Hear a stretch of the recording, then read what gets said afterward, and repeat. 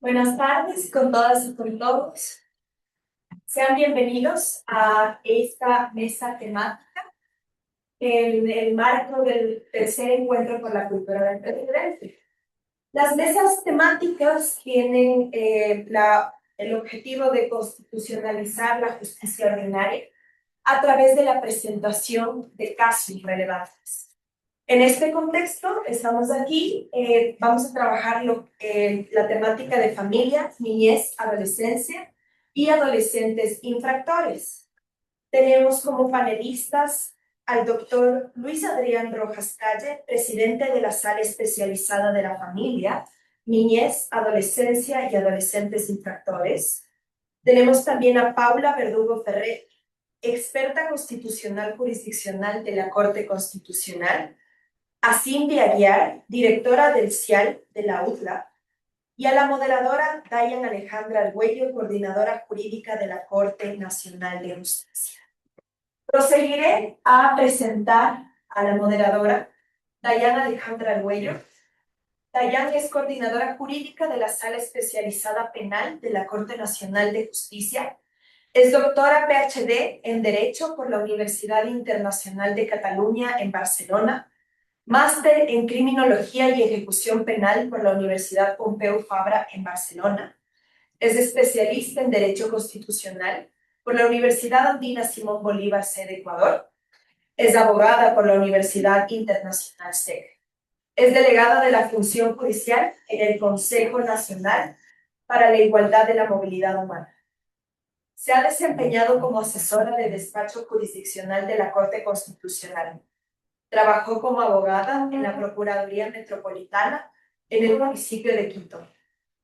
Jueza de la Unidad Judicial en el Consejo de la Judicatura y ha sido directora de patrocinio del Ministerio de Desarrollo Urbano y Vivienda, así también como consejera suplente del Consejo Nacional para la Igualdad de Movilidad Humana. Le doy el paso, doctora Dayan. Muchas gracias. Buenas tardes con todos y con todos. Sean bienvenidos. Reciban un cordial saludo a tercer encuentro por la cultura del precedente en esta segunda modalidad que es de mesas temáticas. Específicamente, esta mesa temática abordará casos relevantes sobre la sala especializada de la familia, niñez, adolescencia y adolescentes infractores. En este sentido, me permito también dar la bienvenida y presentarles a los ponentes que estarán acompañándonos en esta mesa. En primer lugar, un saludo cordial al doctor Luis Adrián Rojas, presidente de la Sala Especializada de la Familia, Niñez, Adolescencia y Adolescentes. Pues, a mi lado derecho tengo a la doctora Paula Verdugo Ferrer, experta constitucional de la Corte Constitucional. Y a mi lado izquierdo está la abogada Cindy Aguiar Lozano, directora del Centro Integral de Asesoría Legal de la Universidad de Los Ángeles. En segundo lugar, voy a explicar cuál va a ser la metodología que vamos a llevar en esta mesa temática. Primero, se dará palabra a los ponentes, cada uno de los ponentes, quienes tendrá un espacio de 15 minutos para abordar su presentación y realizar su ponencia. Yo les iré indicando cuando ya esté cerca a culminar el tiempo para poder mantenernos en uno de los plazos que nos han establecido en el sede. Posteriormente, de las intervenciones de cada uno de los ponentes, se abrirá un conversatorio en el que plantearé algunas preguntas para poder ampliar las ponencias o algún tema que haya quedado pendiente de los flamantes ponentes que tenemos en esta mesa. Y también se abrirán preguntas del público, para lo cual entiendo que el equipo de sede estará anotando preguntas que ustedes tengan para los ponentes. En este sentido, con este preámbulo, quiero ceder la palabra al doctor Luis Adrián Rojas y mencionar brevemente su perfil profesional. El doctor Luis Adrián Rojas Calle es presidente de la Sala Especializada de la Familia, Niñez, Adolescencia y Adolescentes Infractores de la Corte Nacional de Justicia. Es integrante de la Sala Especializada de lo Civil y Mercantil e integrante de la Sala Especializada de la Familia, Niñez, Adolescencia y Adolescentes Infractores. Es magíster en Derecho Penal y Criminología y especialista en Derecho Penal y Justicia Indígena por la Universidad Regional Autónoma de los Andes. Es especialista en Derecho Constitucional por la Universidad Andina Simón Bolívar, doctor en jurisprudencia, abogado de los Tribunales de Justicia de la República y licenciado en Ciencias Jurídicas y Sociales por la Universidad Católica de Cuenca. Además, fue servidor de carrera en la Fiscalía General del Estado, donde se desempeñó como auxiliar de servicios, analista jurídico, agente fiscal y fiscal provincial de la SUAY, entre otros cargos. Además, es expositor académico con juristas nacionales e internacionales sobre principios y reglas, el rol de la fiscalía, género, corrupción, entre otros. Le cedo la palabra, estimado. Gracias, compañeras contertulias. Para mí es un honor estar con ustedes directamente en este conversatorio jurídico que ha sido organizado por las dos altas cortes, Corte Constitucional y Corte de Justicia Ordinaria de la Corte Nacional. Hoy en la mañana tuvimos el honor de estar presentes en la inauguración del acto, donde el presidente encargado de la proposición IGUA hablaba en torno al activismo judicial. Escuché al doctor Joel Escudero, quien, un querido amigo, fue mi profesor en la Universidad Andina Simón Bolívar, también nos habló de algo importante que les invito a ustedes a la reflexión. El juez es la boca de la ley. El juez, dentro de este paleopositivismo, es un simple actuante de lo que dice la letra fría de la ley. O abrimos nuestro cerebro a la Constitución y el juez se convierte en la boca de la ley y en el cerebro de la Constitución. Mantenemos todavía los operadores judiciales esa arraigada mente de esa tradición jurídica de la vieja usanza. Simplemente acatamos lo que dice la norma. No. Hoy, ¿qué dijeron? ¿Por qué estamos aquí nosotros? Precisamente porque abrimos el cerebro a la Constitución. Porque nosotros dejamos de ser los fríos intérpretes de la letra fría y oscura de la ley. Decían hoy los magistrados o los profesores que abrieron este seminario, Estado de Derecho. Me llamó la atención. Me llamó la atención porque la Constitución, el artículo 1 dice Estado de Derecho, la S, que no se la toma en cuenta, no se toma en cuenta, establece un sinnúmero de garantías. Y dentro de las garantías, o dentro de grupos vulnerables, nosotros encontramos a los niños, niñas y adolescentes. Y decimos que el interior superior de ellos prima sobre el resto. Así lo establece el artículo 44 de la norma normal o de la norma suprema. Y el artículo 172 nos trae a colación la doctrina de protección integral. Ahora bien, hablamos de precedentes. Sí, son una regla a seguir y son importantes y necesarios los precedentes para tener un punto de equilibrio en lo que ha de decidirse. Pero ¿qué ocurre cuando un precedente disloca la norma? ¿Qué ocurre cuando un precedente contraria el interés superior del niño? Hemos entonces de aplicar nosotros la Constitución y hemos de aplicar normas supranacionales como en el caso del estado de vacunación, el caso concreto, dentro de una impugnación de paternidad in vitro. De forma previa a reunirnos, entablé plática con la doctora Paula Perú, y precisamente me decía que ella, cuando él estuvo en la Corte Nacional, nace o emerge el precedente al que voy a hacer referencia. Data de 2014, resolución 05 de 2014. Aquí el precedente establece que sí, necesaria la prueba de ADN cuando se impune paternidad. En el caso en concreto, en el caso que nosotros traemos a colación, ocurre lo que sí, por lo que a continuación brevemente voy a permitirme esbozar. Una pareja no podía tener hijos en el segundo matrimonio del caballero. no podían procrear y fecundan, tienen un hijo a través de fecundación in vitro. Luego fallece el señor y como siempre, problemas de herencia. Los hijos del primer matrimonio decían que no, que la hija no pertenece a aquel matrimonio. Y sí, no está en discusión aquello, no está en discusión la prueba de ADN, porque si hacen la prueba de ADN, lógico va a resultar que la criatura del segundo matrimonio no es hija biológica del caballero. Aquí lo que debía establecerse, debe demostrarse, debía resultarse es el consentimiento de aquel. Si el consentimiento de él se encontraba viciado, si el consentimiento de él se encontraba como un tipo de error, podríamos decir sí, ¿no? La criatura no es de él porque la esposa le llevó vía error, vía flagelación a la norma a que fecunde. Pero aquí ocurrió lo contrario, aquí estábamos nosotros frente a un interés de terceros y cabriles. Y nosotros, la sala por tribunal en primera instancia establecen de que la criatura sí es nacida bajo el consentimiento del cónyuge. Pero luego la sala revoca aquella, dice que no, que la prueba de ADN tenía prioridad.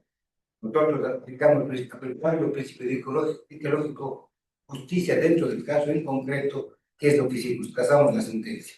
Pero para que ustedes inteligiencien mejor forma, voy a referir pequeños esfuerzos de lo que refiere el histórico de este proceso con el caso concreto. El Tribunal de Apelación identifica un problema político. El objeto de resolución es la cuestión puesta a conocimiento, a la que brevemente estoy desglosando. Bajo las reglas de la procedencia del juicio de impugnación, debía dilucidarse sobre la existencia del vínculo biológico entre el padre e hija. Sin embargo, puntualizarlo, tanto autores como la parte demandada coincidían que la menor no era hija biológica, como acabo de referirle a vosotros, el fallecido, al haber sido esta concebida de fundación in vitro. Significa que el análisis hasta ese momento, dentro del trazado que vengo refiriendo, la sala de segunda instancia varía y da un vuelco en su totalidad, al no estar en discusión la fecundación biológica de la menor, quedando limitado el conflicto al desvanecimiento o no de la presunción de la paternidad de la hija o de la que se reputa hija del interfecto del occiso, por haber sido concebida así dentro del matrimonio, sin perjuicio, como vengo insistiendo, de la forma de la concepción. La validez del consentimiento de los hijos dentro de la fecundación in vitro y la transferencia de los embriones. Entonces, el problema jurídico es equívoco. El consentimiento que emite uno de los cónyuges para el otro se efectúa bajo fecundación in vitro con semen de un donante. Genera un vínculo biológico entre la niña, el niño o el cónyuge que lo autoriza. Dicho cuestionamiento para nosotros, para la sala, resultaba descabellado a todas luces por lo ilógico y por la mengua dentro del razonamiento del Rosado. La sala de apelación, en el caso planteado, debía interrogarse, en primer lugar, que habiendo dejado sentado por el tribunal en el nivel el momento de que no existe vínculo biológico entre el menor y el extinto padre, vínculo biológico, resalto aquello, por lo que tanto se justificado, y pregunto a vosotros, pregunto aquí o no, en el caso en examen sea prueba sine qua non, el ADN, la respuesta va a saltar a la vista, ¿verdad? No, no se discute aquello, pero entonces el problema político debía nacer, como hemos insistido por tercera ocasión, en torno al consentimiento o no del padre. Siendo que efectuado el análisis dentro de la demanda de impugnación de paternidad, debía abordarse desde la autonomía reproductiva de los cónyuges y de los padres de la menor, conforme, voy a insistir, en el derecho constitucional reconocido en el artículo 66, numeral 10 de la Constitución de la República, que implica que las personas podamos decidir acerca de la posibilidad de procrear o no, por lo tanto, la forma y con qué frecuencia.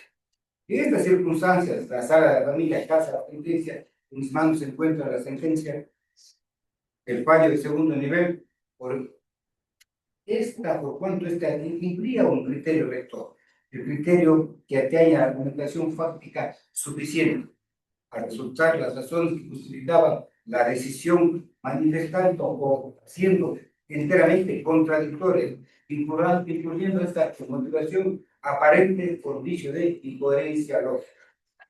Casada la sentencia de segundo nivel, Tribunal de Casación, resaltamos lo que interesaba, la identidad filiatoria legal de la menor, sin perjuicio, insisto, del origen de la concepción, cuyo vínculo con su padre, más allá de la certeza de la verdad biológica, debía ser protegida de conformidad con lo que establece el artículo 6 de la Declaración Americana de los Derechos Humanos y el artículo 67 de la Constitución de la República. Un pequeño paréntesis aquí. Y rasgamos siempre las vestiduras, ¿no? Y hoy día observamos aquello. Nos rasgamos las vestiduras y tratamos precedentes. Nos rasgamos las vestiduras diciendo que la Constitución es de aplicación directa e inmediata. Inicié o tuve como génesis de mi intervención la fría letra de la ley. ¿Acaso nosotros, aplicando el principio ecológico de casación, no hicimos o hicimos justicia dentro del caso concreto? ¿Qué ocurría si nosotros ratificábamos una sentencia del Tribunal Arte? ¿Qué pasaba con la identidad de esta criatura? ¿Tenía que ceder la identidad frente al interés económico de sus hermanos? Para eso está la justicia, para eso están estos foros, precisamente para abrir a la academia el cerebro constitucional, no de derecho, de derechos.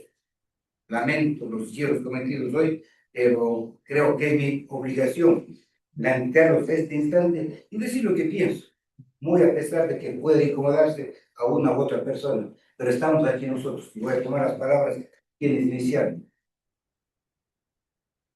Para eso está la academia, precisamente, para cuestionar, no para aplaudir, simplemente para cuestionar los errores que nosotros podemos ir cometiendo dentro de nuestro camino diario. Nos apartamos entonces nosotros del criterio que entiendo va a ser objeto de discusión, la resolución 5 de 2014. Y nos apartamos al no ser eficaz el propósito de enervar la paternidad del menor con el examen comparativo de ADN, al tratarse del caso, repetimos, de una filiación que surge a partir de la procreación asistida. En este punto no encontramos que pese a que la Constitución ecuatoriana reconoce a su familia en los diversos tipos, como el derecho de la persona a tomar decisiones libres, voluntarias, responsables e informadas sobre la vida, la reproducción, sigue sin desarrollarse. Nuestra norma sustantiva no desarrolla norma alguna que regule las implicaciones civiles y familiares de la reproducción asistida y que surgen a partir del tratamiento de la fecundación in vitro, inseminación artificial y otros, así como la disposición de bancos de semen y de agua. Técnicas de reproducción humana hoy en día existen, en cuyo uso genera una serie de consecuencias jurídicas, así como el caso incomento, que sin duda han de ser legislados para ser regulados formalmente. Por ello, el Tribunal de Casación, insisto, aplicando el principio lógico que rige o que cobija la casación, que no es más que justicia dentro del caso concreto, dada la progresividad de los derechos y garantía que va evocando el derecho supranacional y el derecho comparado a objeto de encontrar una resolución justa dentro del caso en concreto. ¿Qué concluimos haciendo nosotros? Concluimos disponiendo que la Corte, que la Sala disponga a la Asamblea Nacional legisle dentro del tema en concreto. Pues nosotros, para dar una resolución, tomamos, insisto, legislación supranacional. Casamos la sentencia así, precisando que casos como este dependen del consentimiento del padre o de la madre y la filiación que se impugna el tratamiento de reproducción asistida. Se estableció la certeza en el caso concreto, en el caso de un examen que hago referencia. Existió la voluntad y el consentimiento del padre extinto de la menor. El procedimiento de fecundación in vitro con semen de donante, en el cual el padre se sometió de manera voluntaria junto con su cónyuge, por lo que, bajo ningún razonamiento, o cuando se pretendía imputar nuestra inteligencia, indicando que el padre desconocía el consentimiento prestado por el causante, quien en un momento asume la responsabilidad de la procreación implica con los derechos y obligaciones parento-filiales que aquello implicaba, un conjunto de cónyuges en ejercicio de la libertad reproductiva decidieron una forma de hacer familia. Insisto, la sala rechazó el recurso, pero hizo justicia dentro del caso en concreto. Priman o comienzan a primar dentro de estos casos intereses económicos que burlaban, perdón, la expresión coloquial, la figura del padre, cuando decían que el padre se encontraba postrado, cuando decían que el padre era un enfermo alcohólico, cuando decían que el padre no pudo tomar la decisión, porque ellos buscaban simplemente es quedar con el legado de su padre, y aquello en desmedro de una niña y en desmedro precisamente el interés superior del niño. Esto la estoy con el tiempo. Me quedan 100 minutos. Bueno, estamos nosotros aquí en estos foros, insisto, precisamente para establecer, no para pedir de favor, no para suplicar que se haga justicia. Estamos aquí nosotros para establecer que podemos ser irreverentes, pero no un término irreverencia en el que nosotros pensamos que siempre, perdón, insisto, en lo coloquial o en lo grotesco de la expresión, viendo majaderos, no. Nosotros podemos ser irreverentes cuando exigimos. Nosotros podemos ser irreverentes frente a la arbitrariedad, frente al abuso. Pero nosotros precisamente estamos aquí en una casa de derecho, en una casa de la ciencia, para exigir que se hagan o que se cumplan con nuestros derechos. Pero en ese camino, como consta de nuestra resolución, tenemos derechos, pero también tenemos un sinnúmero de obligaciones. Hagamos que esas dos vayan de la mano. Hagamos que sus derechos y sus obligaciones sean precisamente las que nos permitan, concluyo con esto, hacer justicia dentro del caso en concreto. Cualquier duda, cualquier inquietud que tenga en torno al tema de la materia, estamos prestos aquí a debatir. No duele una verdad. Precisamente por ello existen las instancias. Porque como seres humanos somos falibles, podemos cometer un número de errores, pero aquí estamos precisamente nosotros para debatir y establecer dentro de un caso en concreto, dentro de una generalidad de casos, de puntos de vista que nosotros vayamos abonando en pro de hacer justicia. Muchas gracias.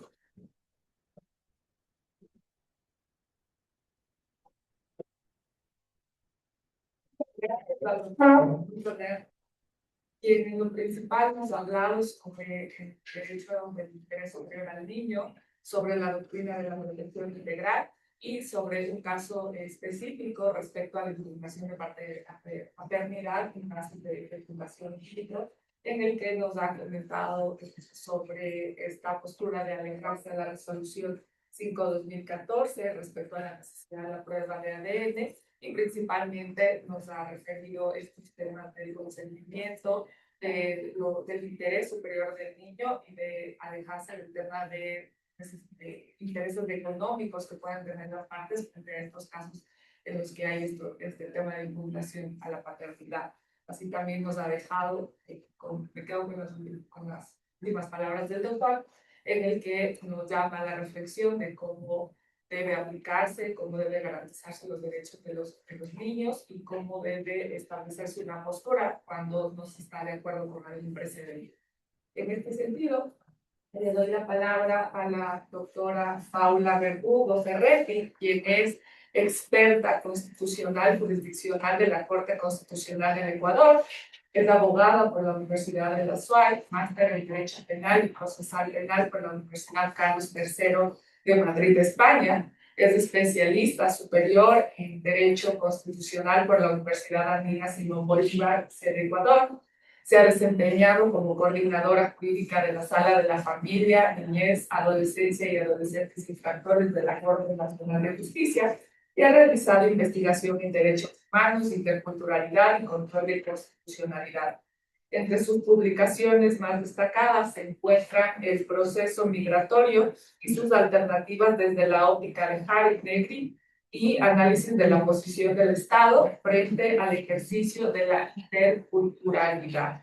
Caso La Cocha, a partir de la sociología jurídica crítica. Con esta breve referencia, doctora, le doy palabras. Gracias. Muy buenas tardes con todas y todos. Primero, muchas gracias a los organizadores por la invitación y también a los presentes por su asistencia en este tema de interés como es la constitucionalización de la justicia ordinaria en materia de familia. Como decían anteriormente, yo trabajé años atrás en la Sala de la Familia, Niñez, Adolescencia y Adolescentes Infractores de la Corte Nacional de Justicia. Yo guardo gratos recuerdos, fue una gran escuela en esa época.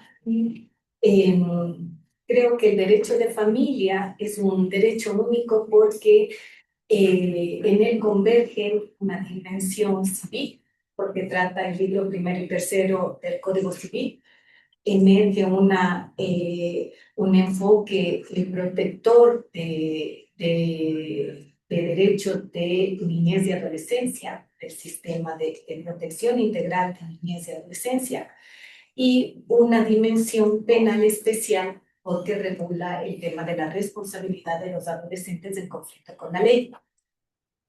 Y eso convierte al derecho de familia en un derecho que es principalmente humano, dinámico y sensible, en donde los principios constitucionales deben confluir. Y por eso es que mi ponencia la he preparado precisamente a través de 3 principios rectores del derecho de familia que han sido desarrollados por la Corte Constitucional en algunas de sus sentencias que ahora vamos a tratar. Estos principios son el principio de especialidad, el del interés superior del niño, niña y adolescente y el de excepcionalidad de la privación de libertad de las y los adolescentes en conflicto con la ley. Entonces va a ser una ponencia que refleje la riqueza del derecho de familia porque vamos a tener una parte del sistema de protección de niñez y adolescencia que es materia no penal y la otra parte va a ser de materia penal especial la necesaria.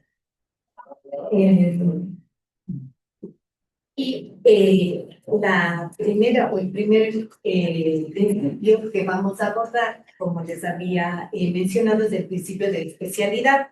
Y hay una sentencia que se considera de gran importancia, que es esta sentencia 917 CN raya 19, en donde la Corte Constitucional marca un antes y un después respecto a la importancia del principio de especialidad en el sistema integral de protección de derechos de este grupo de atención prioritaria. Este principio está reconocido a nivel constitucional, a nivel convencional y a nivel legal. Tienen ahí los artículos, yo no voy ni a leer la norma, pero después ustedes pueden consultar. Pero, ¿qué implica? ¿Qué implica este principio de especialidad? Implica, por un lado, contar con normativa, autoridades e instituciones específicas para no solo adolescentes, sino niñez y adolescencia, dirigidos a proteger y hacer efectivos sus derechos. Pero además, como contrapartida de toda esta normativa, autoridades e instituciones, implica también operadores de este sistema de justicia especializado, capacitados. ¿Qué implica eso? Contar con una especial calificación que suponga dar un trato diferenciado y especializado, teniendo en cuenta que la situación distinta y necesidades especiales de este grupo etario en razón de su edad. ¿Quiénes son todos los operadores del sistema de justicia especializado? Estamos hablando de jueces y juezas, fiscales, equipo técnico de los juzgados que cumplen un rol importante en el trabajo que ayudan y en el desarrollo de estos principios, tanto de especialidad como del interés superior del niño, y también defensores públicos y privados. ¿Cuáles son los objetivos que ahora entramos, digamos, en esta parte penal especial? Los objetivos de la justicia juvenil: promover el bienestar de los adolescentes en conflicto con la ley y su reinserción familiar, educacional y social. Siguiente, por favor. En esta sentencia, la 917 CN, la Corte Constitucional señaló qué es lo que debería contar o cuáles son las características con las que debería contar un operador de justicia especializado. Y así dijo que un juzgador o un operador de justicia especializado debe tener conocimiento sobre los derechos de las niñas y adolescentes. Y acá hacemos mención, o la Corte hace mención, a la doctrina de protección integral, entendida como un conjunto de normas, instrumentos jurídicos y doctrinas que desarrollan el contenido y el alcance de los derechos de las niñas, niños y adolescentes. Pero ¿por qué todo esto? ¿Y por qué todo este corpus juris? Porque se parte de que niñas, niños y adolescentes son titulares de todos los derechos que goza cualquier persona, pero además son titulares de una serie de principios, derechos y garantías que les son propios debido a su condición etaria, porque se parte también de la consideración de que están en grado de desarrollo y que por ello presentan una mayor vulnerabilidad. Y también que tienen necesidades específicas propias de este grupo etario que deben ser atendidas. Entonces, por eso se habla de esta doctrina de protección integral. Incluso la Convención sobre los Derechos del Niño, que es, digamos, esta norma madre del Corpus Juris de niñez y adolescencia, también dio un giro, porque partió de los niños considerados, niños y niñas considerados como objeto de protección a sujetos de derechos, y también hace suya la doctrina de protección integral. Entonces, primera característica que debería tener un operador de justicia especializado, no importa si es en temas de justicia juvenil o en temas del sistema de protección integral de niñez y adolescencia, es el conocimiento sobre los derechos de las niñas, niños y adolescentes y doctrina de protección integral. Segundo componente, una comprensión, y esto sí ya estas dos últimas que vamos a ver, aplicadas exclusivamente a la justicia juvenil.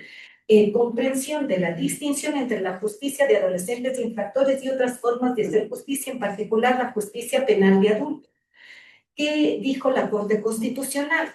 Que este juzgador debía tener, como decíamos anteriormente, un conocimiento de la doctrina de protección integral, pero además considerar quién es el sujeto procesado en el caso de adolescentes infractores. Y es un sujeto en formación que, como decíamos, tiene una situación distinta, unas necesidades especiales de protección, y que por eso tiene que existir una mirada distinta desde el inicio del proceso.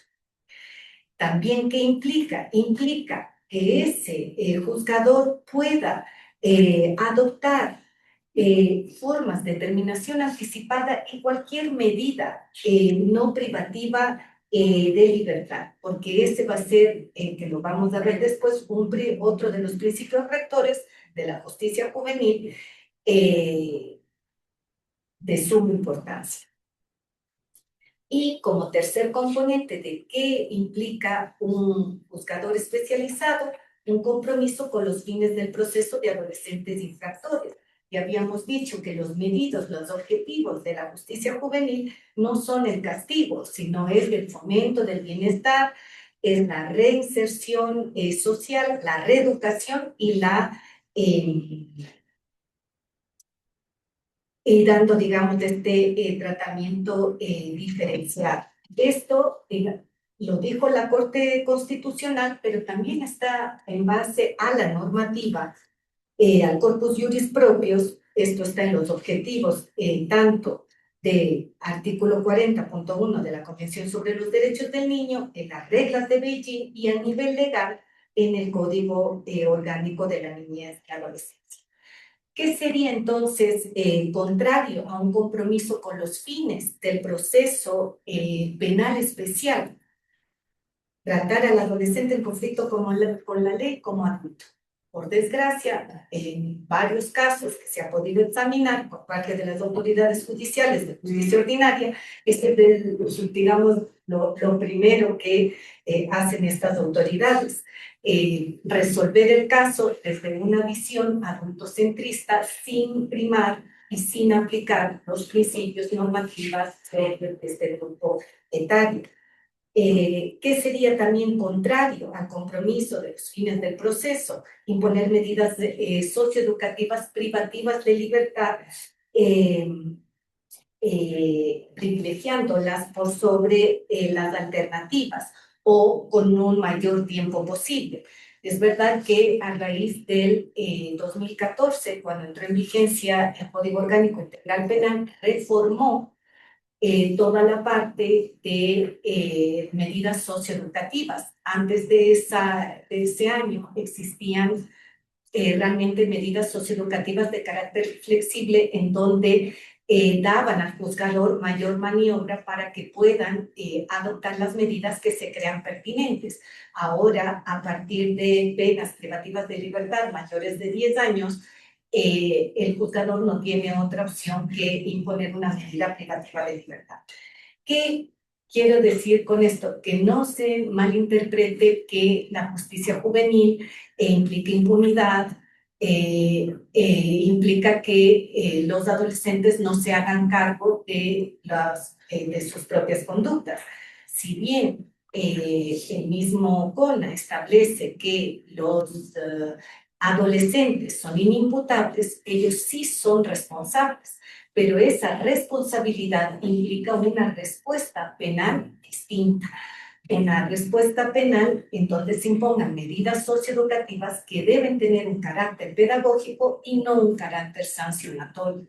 Pero de ninguna manera, y además sería un flaco favor que se les hace a las y los adolescentes en conflicto con la ley, pensar que no pueden hacerse responsables. Deben hacerse responsables, deben reparar los daños, pero es con una, desde una visión distinta, desde un enfoque distinto, enfoque restaurativo y no punitivo. La respuesta entonces que se brinde en FUNC, y esto también ya aplicado a materia no penal a este sistema integral de protección, la respuesta que se brinde en los casos que involucren a niños, niñas y adolescentes en el marco de este principio de especialidad debe ser distinta a la de los adultos. La primera respuesta debe ser la protección y efectivización de derechos. Recordar siempre, y lo que decía yo al inicio de mi intervención, el derecho de familia es un derecho protector y restaurador. Y eso se debe tener en cuenta, digamos, todo operador de justicia, por lo que no puede ni debe emplearse un enfoque adultocentrista. Ello debe evidenciarse, este principio, digamos, de especialidad debe permearse en la normativa que se regula y que aplica en favor de este grupo etario, en las sentencias que los involucren, en la defensa técnica que se les brinde, en los informes que elabore el equipo técnico de los juzgados y en el caso de adolescentes en conflicto con la ley, en la investigación que realice Fiscalía del presunto delito cometido. Siguiente, por favor.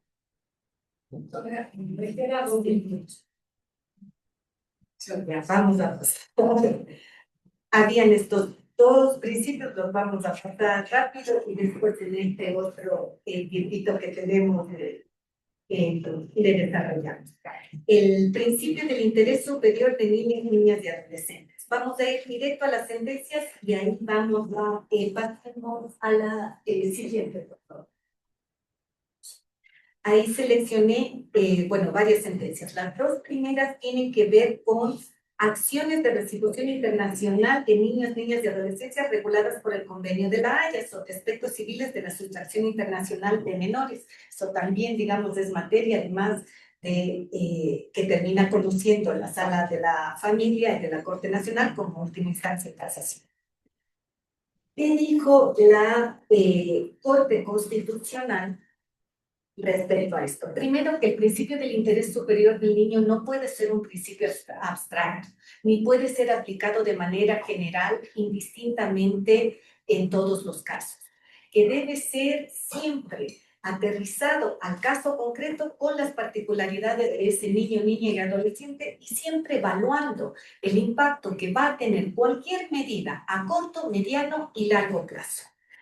En la primera sentencia son 2 sentencias de restitución internacional y fíjense que ambas tienen resultados distintos porque en la primera, la 525, en este caso los juzgadores ordinarios negaron la restitución internacional, hicieron que el niño se quede con la madre, que es la que se había llevado, digamos, al niño. Pero ahí, ¿qué verifica la Corte? Que además ratifica las decisiones de los juzgadores de justicia ordinaria. Verifica que la autoridad judicial tuvo en cuenta que la niña estudiaba en España y vivía con su madre en el municipio de Mula, España, y había determinado que sería contrario a los derechos de la niña establecer que su lugar de residencia habitual sea otro lugar distinto al de España, puesto que aquello vulneraría su derecho a la protección familiar que tenía en España y el derecho a la educación. En este otro caso de restitución internacional, ahí se había aceptado por parte de las autoridades ordinarias la restitución. Y en este caso, la Corte Constitucional verificó cómo se había aplicado el principio del interés superior del niño en ese caso, cómo las autoridades lo habían aplicado. Y ahí resaltó que dichas autoridades consideraron el lugar de residencia habitual de los niños, que era en Italia, el mantenimiento de vínculos familiares con ambos padres y la abuela paterna, además tenía el derecho de visitas en Italia y no se encontraba justificada ni la permanencia de los niños en Ecuador, ni se encontraba dentro de las excepciones que prevé el convenio. Y finalmente nos faltamos las sentencias del principio del interés superior y vamos a el último principio, que es el principio de excepcionalidad de la privación de libertad y mínima intervención penal. Y este también está reconocido en la Constitución, en la Convención y en el Código Orgánico de la Niñez y Adolescencia. Y en eso, si podemos ir a la diapositiva, la 9, por favor. En la sentencia 207-11 JH/20, la Corte Constitucional desarrolló los efectos nocivos de la privación de la libertad de niños, niñas y adolescentes, especialmente en procesos de larga duración, decisiones que se dilatan en medidas cautelares privativas de libertad, y señaló que aquello afecta su derecho al desarrollo integral reconocido constitucionalmente cuando perturba gravemente el proceso de crecimiento, maduración y despliegue de su intelecto, capacidades, potencialidades y aspiraciones. La detención prolongada genera daños físicos y psicológicos de los adolescentes que perduran en el tiempo. Por eso es que es un principio rector y cuando las juzgadores en materia de familia, en materia de justicia penal especial, tienen un caso, deben siempre cumplir con este principio rector que implica siempre privilegiar medidas alternativas a la privación de libertad. Gracias. Muchas gracias, doctora.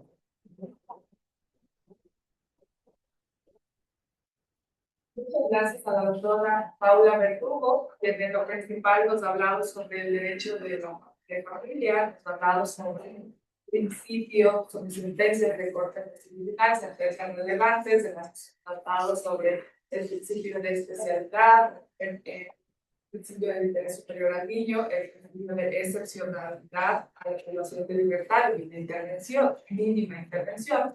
También nos ha referido cuáles son las principales características que ha desarrollado la Corte Constitucional respecto al principio de especialidad, cuáles son las características que debe tener un operador de justicia especializado respecto a que debe tener un amplio conocimiento sobre los derechos de los niños, niñas y adolescentes, sobre la doctrina de protección integral, sobre el principio de interés superior del niño, que debe haber también una comprensión clara sobre la justicia juvenil, sobre también nos ha referido la doctora respecto a al compromiso o a los hijos que deben acompañar en este proceso de justicia juvenil, fomentando siempre el bienestar de los niños, niñas y adolescentes, la reeducación y un tratamiento diferenciado.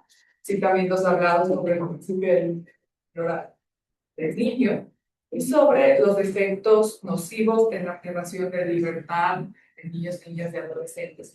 Y me quedo con las palabras de la doctora que mencionó que respecto a la justicia juvenil se debe reflexionar de que no implica impunidad, que el niño debe hacerse, niño y adolescente debe hacerse responsable, pero esto implica una respuesta socioeducativa, un enfoque restaurativo y no punitivo.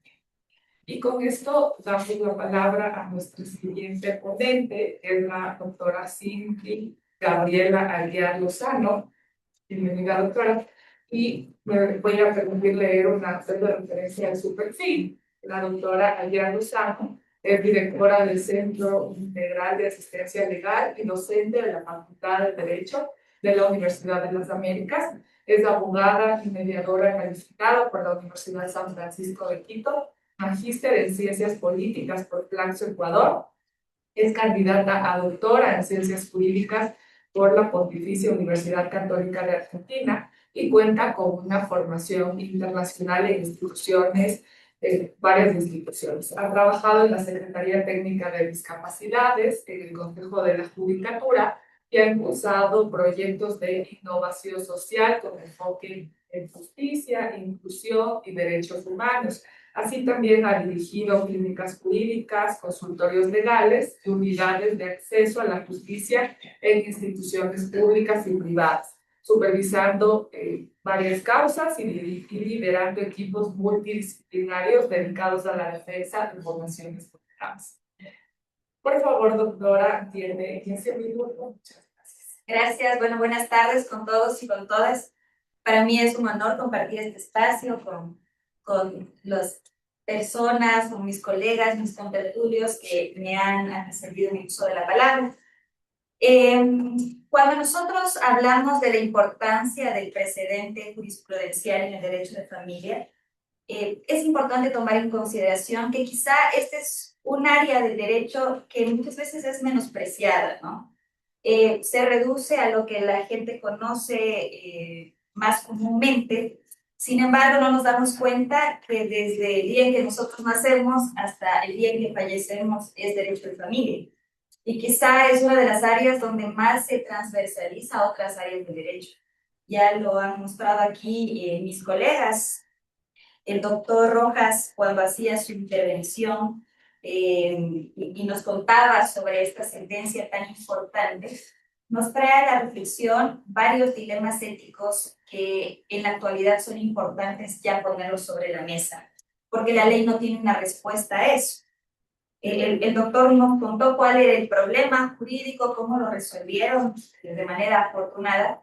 Sin embargo, creo que se nos viene una nueva ola para poder identificar nuevas formas de familia. Las sentencias o las resoluciones de la Corte Constitucional sobre el matrimonio igualitario ya nos ha dado un análisis importante para analizar los distintos tipos de familia. Pero en estos distintos tipos de familias también tenemos que regresar a ver cómo se van generando y cuáles son las decisiones que nosotros vamos tomando en cuánto tener hijos, cuántos hijos tener y cómo los vamos a tener. Yo estoy segura que muy pocas veces nos hemos puesto a pensar sobre la voluntad procreacional, que es el corazón justamente de la sentencia que nos comentaba el doctor Rojas. La voluntad procreacional en los días actuales se vuelve aún más vigente cuando tenemos las técnicas de reproducción humana asistidas, heterólogas y homólogas, y cuando el derecho todavía no ha encontrado una forma de regulación adecuada dentro de nuestro país. Vamos a encontrarnos entonces con dilemas éticos, jurídicos, como si existe el derecho a ser papás. Tenemos derecho a tener una familia, pero es importante reflexionar si existe el derecho a ser padres. Si revisamos los procesos de adopción, vemos que los requisitos que la adopción requiere son muchos, duran bastante tiempo, existen análisis técnicos, jurídicos, que nos permiten arribar a una medida de protección tan grande como es la adopción, pero en las técnicas de reproducción humana asistida no. Y justamente se abren caminos para que existan acciones indebidas como la que ha tenido que resolver la Corte Nacional de Justicia, ¿no? Donde no se tiene que verificar la prueba más importante de vinculación genética entre las personas, sino efectivamente la voluntad procreacional y la intención que tuvieron estos padres al recurrir a una técnica de reproducción humana asistida. Creo que estos primeros pasos son importantes y nos da una carga muy grande a la academia para sentarnos a reflexionar antes de que las personas a través de los procesos sufran las consecuencias del mal uso de estas técnicas. Si hablamos sobre la madre gestacional, la madre contratante, los donadores de gametos y también el derecho a conocer nuestra realidad biológica, vemos que existen muchas aristas o muchos contextos que tienen que ser analizados y que todavía dentro del Ecuador no están regulados de manera adecuada. Más adelante, cuando mi contertulia nos empieza a hablar también sobre la justicia especializada en el ámbito de justicia juvenil o adolescentes infractores, en los casos que refirió, también presenta al Estado y a los particulares grandes desafíos, porque las reglas están claras. Necesitamos jueces especializados en materia de niñez y adolescencia, pero además de adolescentes infractores. Y aquí, dentro de estas resoluciones, también existían recomendaciones que realiza la Corte y pedidos que realizan también a los órganos administrativos, el Consejo de la Judicatura. ¿Qué pasa en aquellos casos donde existen unidades judiciales multicompetentes? Y el juez de la unidad judicial multicompetente tiene que conocerlo todo. Cuando las unidades judiciales están abarrotadas de casos y no cuentan con los equipos técnicos adecuados para poder llevar el caso, o cuando el mismo procedimiento de adolescentes infractores en algún punto podría estar rompiendo con la imparcialidad que debe tener el juez porque conoce todas las etapas del proceso. Estos obstáculos que nosotros vemos tienen que ser fríamente analizados para encontrar una solución, porque efectivamente los procesos judiciales no son números, son vidas de personas. El derecho de familia nos enfrenta a esta situación. Cuando nosotros hablamos de la doctrina de la protección integral de los niños, niñas y adolescentes, vemos que parecería que la discusión sobre si los niños, niñas o adolescentes como objetos de protección ya ha sido superada. Sería esto, es tan común para nosotros hablar de niños, niñas y adolescentes y ya no de menores, hablar de esta doctrina que aparentemente pone al niño como parte de un segmento de protección prioritaria. Sin embargo, yo les pregunto a ustedes, ¿cuántas veces han estado en un lugar inadecuado cuando eran niños? Que escucharon conversaciones inadecuadas porque los adultos pensaban que no iban a entender lo que estaban conversando los adultos. ¿O cuántas veces ustedes vieron situaciones inadecuadas porque los adultos pensaban que no tenían la capacidad de entender y razonar lo que estaban viendo? Pues resulta que la doctrina parece justamente esto, ¿no? Algo que está en la letra, pero que no se vive. A pesar de que existen parámetros y principios que están claramente identificados, todavía seguimos tratando a los niños, niñas y adolescentes como objetos de protección. Y esto lo vivimos diariamente. Varias son las sentencias de la Corte Constitucional, la jurisprudencia que nos presenta la Corte, en donde nos dan incluso parámetros, existen protocolos para identificar el interés superior del niño. Sin embargo, esto no se cumple de una manera adecuada, porque todavía, desde los abogados, desde los particulares, también algunos operadores de justicia, sigue con esta visión de protección a un objeto y no darle la voz y los oídos que los niños merecen. Como abogada litigante, esto lo veo todos los días. La dificultad de desvanecer los estereotipos dentro de las estructuras familiares. Hay una sentencia que eliminó la preferencia materna para otorgar la tenencia de los niños y niñas en el marco de un proceso de familia. Y la Corte establece que se debe analizar el interés superior del niño e identificar las características que tienen los progenitores o quién es el más idóneo para la crianza, independientemente si es el papá o si es la mamá. Sin embargo, vemos que lo normalizado dentro de las estructuras de poder, las estructuras familiares, sigue empezando aún para las resoluciones judiciales, aun cuando se invoque el interés superior del niño, ¿no?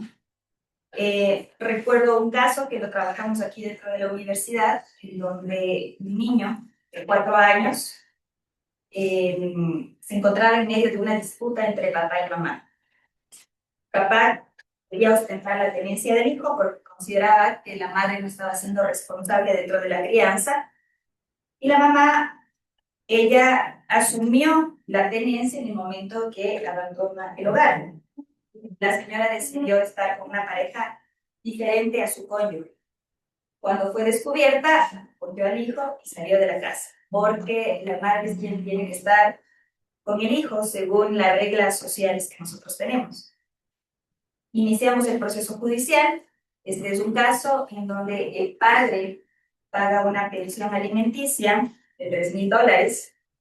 La señora trabaja y gana $700 de su salario. Sin embargo, ella ha creído conveniente vivir en el comité del pueblo junto con otros familiares de ella para ahorrar más dinero, ¿no? Exponiéndole al niño a compartir habitación con 3 niños adicionales y las familias que vivían en un departamento. Una situación de riesgo importante a la que la madre estaba enfrentando y estaba poniendo en riesgo de manera deliberada, porque tenía condiciones económicas para un cuidado de su hijo. La jueza, de primera instancia, decidió que bajo el interés superior del niño y citando la sentencia de la Corte Constitucional en la que se le elimina la preferencia materna, consideraba que la mamá no era tan riesgosa y como los hijos tienen que estar con el padre y como un niño de 4 y 5 años puede ser muy vulnerable a la manipulación psicológica, no tenía el grado de madurez suficiente para ser escuchado dentro de la audiencia. Se le negó incluso el ser escuchado. Cuando era un niño que sabía lo que sufría, sabía lo que quería, sabía dónde se siente más seguro. El niño amaba a su mamá, pero él siempre decía que quería irse a vivir con su padre, porque se sentía más seguro, porque tenía su cuarto independiente, porque pasaba más tiempo con él. Pero la jueza dijo que eso no era suficiente y que el niño ni siquiera, dentro de sus razones, ni siquiera tenía la capacidad para entender qué es el sufrimiento, como si eso fuera un tema exclusivo de nosotros los adultos, ¿no? Después de una nulidad, un resorteo, volvemos a, se declara la nulidad de todo lo actuado, una nueva audiencia única, y nos encontramos frente a un distinto juez, pero un mismo razonamiento, que se citan sentencias importantes en donde se habla de la no discriminación, de la igualdad entre progenitores, de buscar mejores actitudes parentales, pero un razonamiento que a pesar de los principios y de las estructuras que ya nosotros tenemos, no responden a las necesidades reales de nuestros niños, niñas y adolescentes, ¿no? Y esto es absolutamente grave. Aquí cuando mi colega hablaba incluso de la restitución internacional, estos son procesos atípicos dentro de nuestro país, nuevamente nos encontramos frente a estructuras totalmente dispersas, ¿no? Se confunde restitución internacional con tenencia. Esto es algo muy a menudo, incluso los mismos abogados lo confunden. Por eso la importancia de conocer los principios y la jurisprudencia en su grado más grande, no solamente es importante para cuestionarlo, sino para cambiar la cultura jurídica que nosotros tenemos ahí. Cuando nosotros asumimos el caso de restitución internacional, recuerdo que todo el proceso se empezó a llevar como un caso de tenencia, cuando no se habla de tenencia, se habla de que se restituye al niño al lugar donde se considera que mantenía su hogar. ¿Pero qué es el hogar? Y claramente existen sentencias internacionales donde dice que se determinará el hogar, es el lugar donde se encuentran los afectos, ¿no? Y estos procesos deben ser cuidadosamente llevados a cabo. Y tienen un tiempo para que se resuelvan de manera inmediata, porque de lo contrario se empieza a generar arraigos y la restitución internacional se ve limitada y los jueces terminan dejando que el niño permanezca o las niñas y adolescentes permanezcan en un lugar siendo sustraídos porque ya se encuentran arraigados a un nuevo sitio. Y aquí vemos nuevamente que la escucha reservada, conocer la opinión de los niños, niñas y adolescentes sigue siendo vejada, porque importa más lo que quieren los progenitores, porque nosotros, incluso como abogados, veo yo entre muchos de mis colegas que se dedican al derecho de familia, que nunca tienen ni siquiera una entrevista con los niños que se encuentran dentro de esta disputa familiar, cuando ellos son los principales actores dentro de las causas, ¿no? Vamos a litigar un proceso de divorcio y existen niños. ¿Cuál es el cliente más importante con el que nos tenemos que reunir nosotros los abogados? Los niños, con autorización de los padres, informarles en el lenguaje que ellos puedan entender cuándo se va a dar la audiencia reservada, qué va a preguntar el juez, cómo se va a desarrollar el proceso para que su grado de ansiedad baje. Pero es lo que menos hacemos y luego entregamos una responsabilidad absoluta a los operadores de justicia. Pero esto es una responsabilidad de todos. Lo mismo pasa en los procesos de mediación. El interés superior del niño debe estar claramente identificado. Si bien es cierto, para que los mediadores puedan realizar sus audiencias de mediación, sabemos que no necesitan ser abogados, pero sí necesitan tener conocimiento especializado para no violar derechos. Yo les pregunto a ustedes si han tenido la posibilidad de conocer procesos de mediación que sean integrales, porque estos principios no solamente se deben aplicar a los procesos judiciales. Todos los principios, como el interés superior del niño, el derecho a ser escuchado o a opinar, tienen que ser aplicados por el Estado y por los particulares. Los centros de mediación tienen esta responsabilidad y muy pocas veces lo cumplen.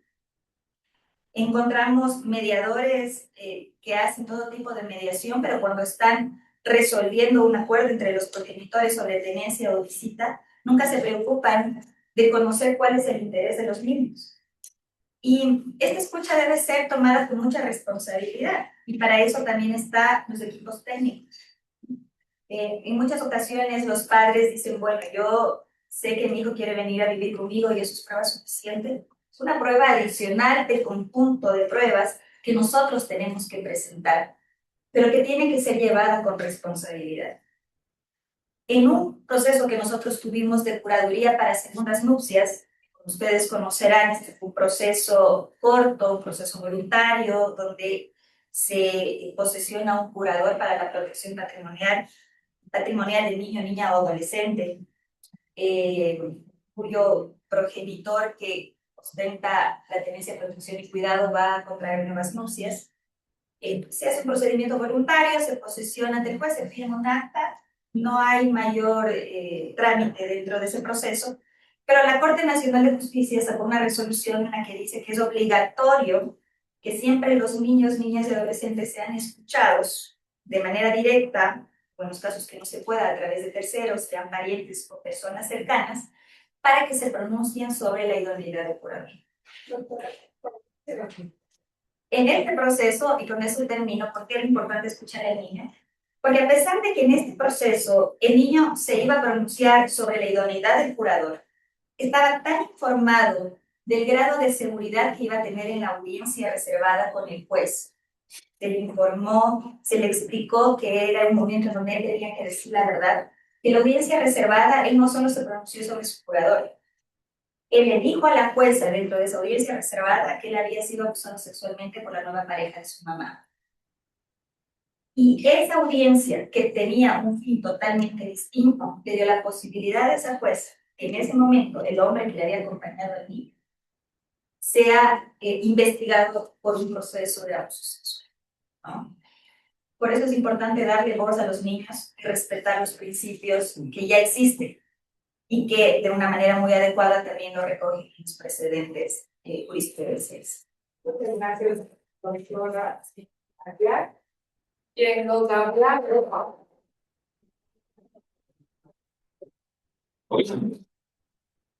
la doctora Silvia Aguiar nos ha hablado sobre los problemas que existen ya en la práctica para aplicar el tema del interés superior al niño, sobre la doctrina de protección integral, y entre ellos nos ha hablado sobre algunos temas bastante importantes, sobre los desafíos que se enfrentan sobre los obstáculos que hay respecto a que los niños no son escuchados y sobre el pronunciamiento de la Corte Constitucional respecto al derecho que tienen los niños, niñas y adolescentes a ser escuchados en todos los procesos en los que se traten sobre sus derechos. También nos ha hablado sobre los problemas que hay que hay con estas nuevas olas de diferentes familias, de las técnicas de fecundación asistida y todos los problemas, todo lo que viene relacionado con los derechos de niños y niñas y adolescentes respecto a estas nuevas problemáticas, de estos nuevos eh, contextos que van surgiendo en la época actual. Finalmente nos ha indicado sobre el valor y sobre el respeto que debe haber respecto a la opinión de los niños, niñas y adolescentes y que esto va vinculado principalmente al interés superior del niño.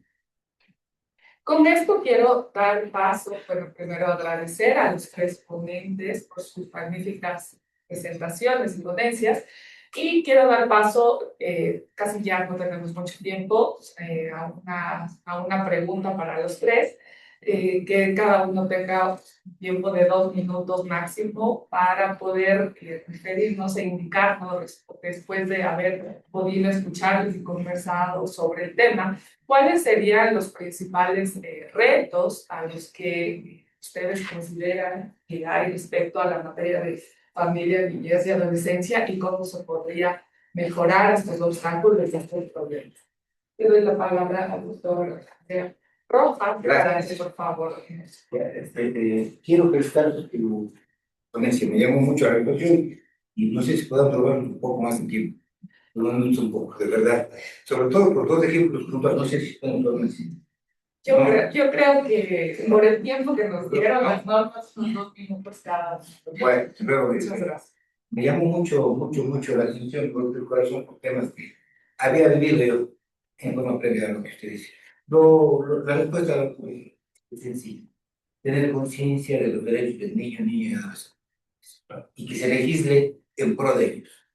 Un ejemplo para que usted refiere, yo fui fiscal y tuve la fiscalía 28 años, pero la verdad que como me caracteriza al lugar donde yo soy originario, a la ciudad de Soros y cantamos.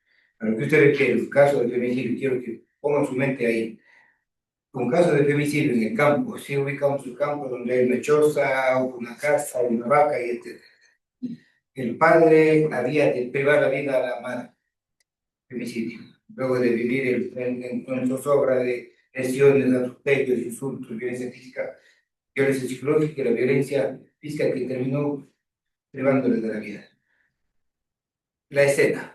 Llego yo como fiscal policial, con el fiscal, la policía, el niño le cogía del brazo a la abuela, se agarraba del pie del padre, al padre llevaba a la policía, porque era femicida, la madre estaba levantando el cadáver, se veía en una camilla, sin vida.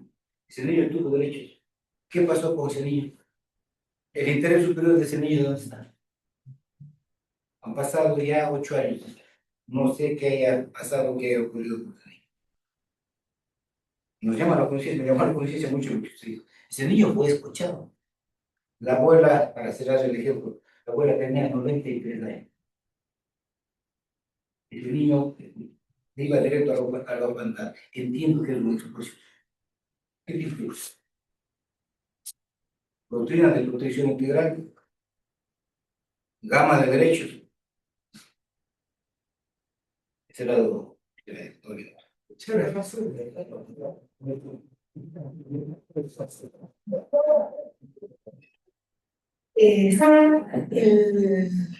En temas de justicia especializada, en verdad hay un montón de retos y de trabajo por hacer.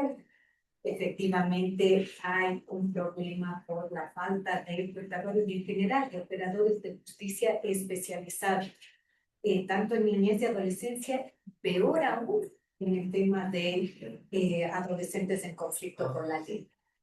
Ahí sí que no tiene absolutamente ni siquiera temas comparativos la deficiencia que es enorme y es estructural.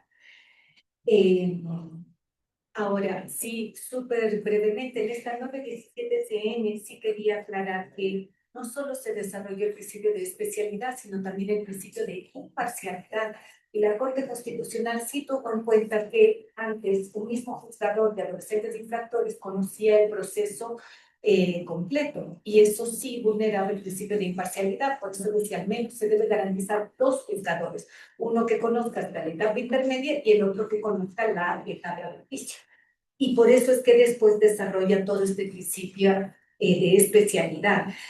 ¿Cómo pudiera de alguna manera poder hacer frente a ese déficit estructural de la falta de operadores de justicia especializados? Porque sí tenemos estos jueces también multicompetentes, bien capacitados, pueden, ¿no es cierto?, de alguna manera suplir esta falta de los juzgadores per se especializados, ¿no es cierto? Ellos también convertirse en juzgadores especializados. No es que no han recibido capacitación, y en eso también hay que ver del otro lado, porque siempre decimos, no, no hay suficientes juzgadores, de hecho es así, pero el Consejo de la Judicatura tiene un plan que me parece del año pasado iba a durar 7 años de capacitación continua para formar a juzgadores especializados, y además en el tema de justicia juvenil con enfoque de justicia restaurativa, que eso es un logro. Incluso contrataron a esta ONG, Tierra de Hombres, especializada para poder aplicar este enfoque restaurativo. Entonces yo sí creo que otro de los problemas es la falta de sensibilidad de los juzgadores cuando les llegan temas de niñez y adolescencia y de adolescentes en conflicto con la ley, que era, como decía la Corte, esa falta de compromiso con los fines que persigue. Y eso ya pasa por otras cosas y no por la deficiencia en el número de juzgados. El otro reto es algo que no requiere ni de grandes recursos ni de nada. ¿Cómo se aterriza el principio del interés superior? Es verdad, lo ha dicho la Corte, uno de los elementos para lograr materializar uno de los principios más invocados. Si ustedes cogen cualquier sentencia en materia de niñez, adolescencia e incluso de justicia juvenil, van a ver el principio del interés superior, es el que primero se sacan una norma de niñez y adolescencia, es el que primero invoca. Pero el reto está en cómo se transversaliza en la norma que están regulando, en la sentencia que están dictando, en la investigación que están haciendo. Y eso es lo que aún no se logra. Y lo otro, también aplicar este principio de excepcionalidad de la privación de libertad. Si ya es un problema en el tema de adultos, en donde incluso contábamos con estadísticas del SNAI, el 40% de personas privadas de la libertad estaba bajo prisión preventiva, bajo medida cautelar. Y esto también se replica cuando los juzgadores de justicia especializada no tienen ese enfoque, se replica también en la justicia especializada. Gracias. Muchas gracias, doctora. Gracias, palabra la doctora Silvia, para que nos conteste también la pregunta. Bueno, yo como profesora tengo que asumir la culpa, ¿no? Yo siempre digo que mi responsabilidad es ser una profesora que enseñe e incentivar a que mis estudiantes aprendan, porque de eso va a depender que cambiemos la cultura jurídica. A veces pensamos que es solo tema del legislativo o de los jueces, pero si vamos a las audiencias y tengo abogados egocéntricos que les importa más cómo ellos se ven ante el cliente que el respeto de su propio caso, tampoco avanza mucho. Si estamos con argucias, con temas inadecuados en el marco de un proceso judicial, entonces la norma, la jurisprudencia y los principios no son suficientes. Luego ya tenemos retos estructurales también, ¿no? Cuidar a quienes nos cuidan. Yo sí digo, la labor de la función pública efectivamente es una labor muy generosa, porque solo exigimos del juzgador, exigimos de fiscalía, exigimos un buen trato, buenos procesos, pero solo quien está adentro conoce también las deficiencias y cómo tienen que esforzarse para superar fallas estructurales que les dejen en total desprotección. Entonces, desde mi trinchera, desde la academia, creo que sí hay que ser disidentes, generar transformaciones, no quedarnos callados, generar este tipo de conversatorios que yo estoy segura que en algún tema que hemos tratado aquí seguramente les da curiosidad, investigarán más, lo hablarán y eso ya es un cambio dentro de la cultura. Sí, era felicitando, agradeciendo a los expertos. Yo quisiera hacer la voz de esta juventud. Tienen una juventud en esta sala, que son, tal vez ya son expertos, futuros expertos en los temas que acabamos de abordar. Desde mi compromiso internacional con la niñez y la justicia juvenil, yo quisiera plantear para este foro, este tercer foro de la Corte Constitucional, ¿no? Que propongamos una agenda nacional sobre la aplicación transversal del referente jurisprudencial entre los actores de la justicia, con enfoque integral de fortalecimiento de la justicia juvenil, prevaleciendo el principio del interés superior del niño. Yo creo que si esta propuesta que hagamos como sala y respetando esta voluntad juvenil, porque me emociona realmente que tengamos tantos jóvenes aquí presentes, es importante dentro de esa propuesta mismo, con el apoyo de la academia en lo que es la investigación, la base de datos y también la creación de un sistema de monitoreo, porque veo que todos estos esfuerzos están dispersos. La Corte por un lado, la Justicia Nacional por otro, la Corte Constitucional. No puede ser, no podemos seguir así. El 2 de diciembre acabé de participar en un evento iberoamericano, de la región iberoamericana, donde se presenta el mismo problema, pero ahí también se dio el compromiso de que tienen que comunicarse entre las distintas instancias, no solamente que quieran a nivel nacional, sino a nivel regional. No sé si esto tenemos acogida, pero tenemos que presentar como salvo una agenda. La agenda que acabo de ir. Muchas gracias, será tomado en cuenta el trato que es el encargado de poder coordinar estos eventos con la Corte Nacional también. Bueno, quiero agradecerles a los señores ponentes, doctor Luis Gabriel Rojas, doctora Paola Lugo y doctora Mediar. Muchas gracias por su intervención y al público presente. Gracias por su asistencia y gracias por compartir.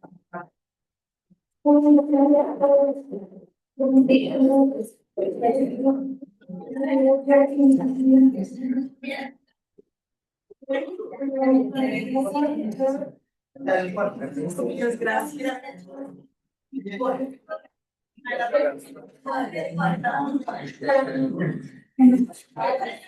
Tiene dos hinchas. Gracias, doctor. Gracias.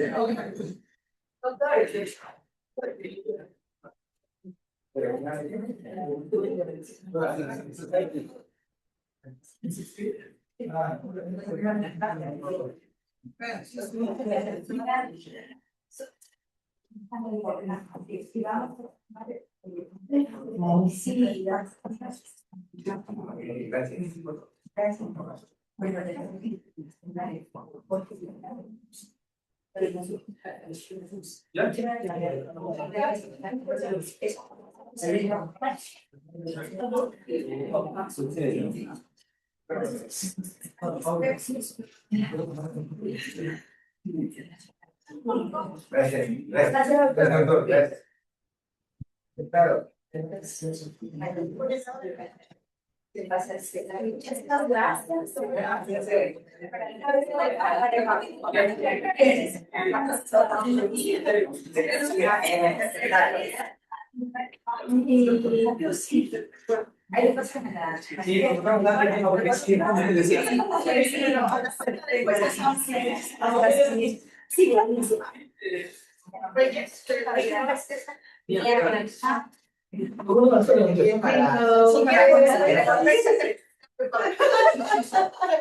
Dime, para qué, hasta luego. Gracias.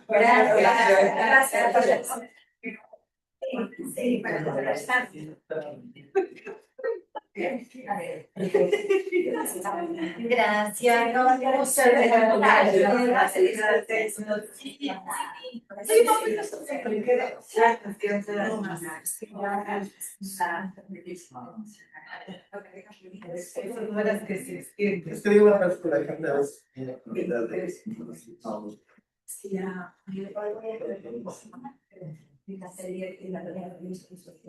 para poder descansar.